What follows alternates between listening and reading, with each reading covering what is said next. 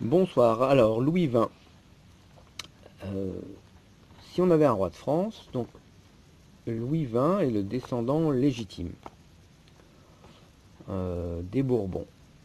Le problème qu'il y a, c'est que il a du sang russe par Anne de Kiev. Vous verrez ça sur la vidéo. Et donc, un roi doit être catholique. Vous verrez à 2 minutes 58 de la vidéo qui est dans le lien juste en dessous, vous écouterez. À un moment, il dit la chrétienté à deux et paf, c'est coupé. Il a dû dire une bêtise. Il voulait dire je pense de religion. Donc, ce que prêche Louis XX n'est pas possible. C'est pas catholique du tout.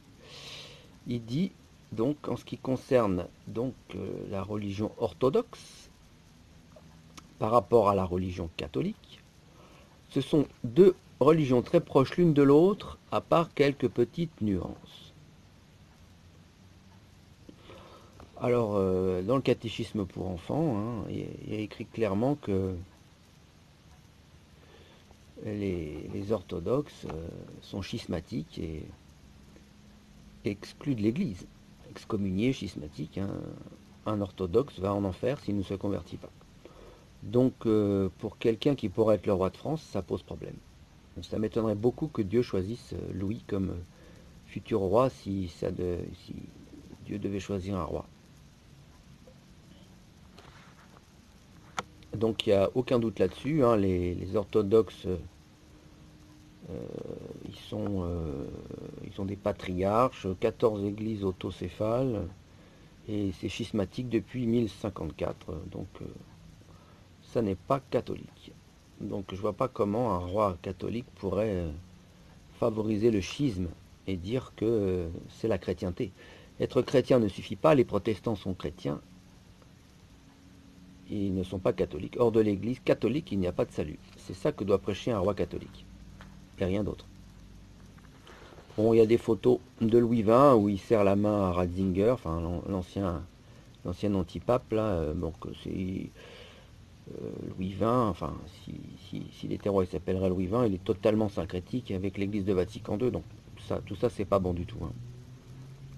Bon, évidemment, il dit que donc, les orthodoxes défendent les valeurs chrétiennes, ok, mais ça ne suffit pas. Ils ne défendent pas les valeurs catholiques puisqu'ils sont rebelles contre l'autorité du pape.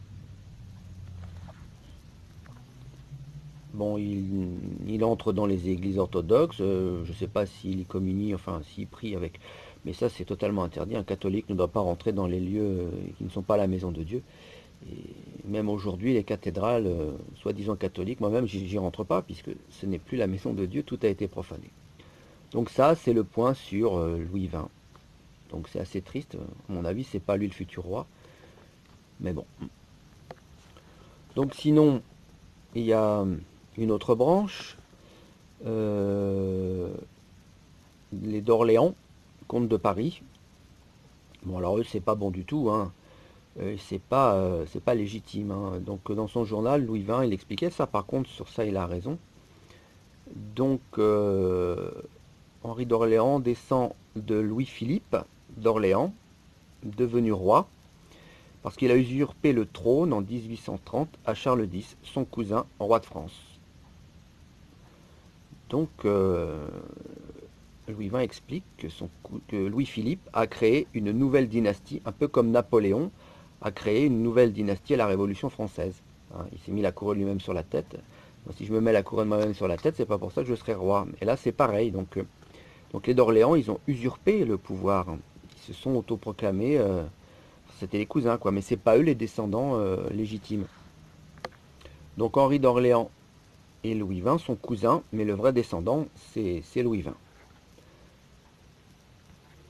D'ailleurs, il le dit dans son journal, hein, Louis XX descend de la branche aînée des Bourbons, celle des rois depuis Louis XIV, seul héritier de Clovis à Charles X. Donc, s'il devait y avoir un roi légitime, c'est lui. Mais le problème, c'est qu'il n'est pas du tout catholique.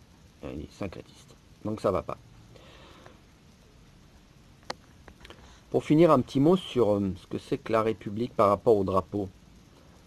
Le, le drapeau de la France, c'est pas le drapeau bleu-blanc-rouge, hein. Le drapeau bleu-blanc-rouge, c'est le drapeau révolutionnaire.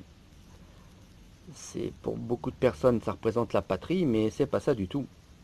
Les gens qui sont morts en 14-18, ils sont morts pour la patrie, mais c'est pas la patrie française, c'est la patrie maçonnique.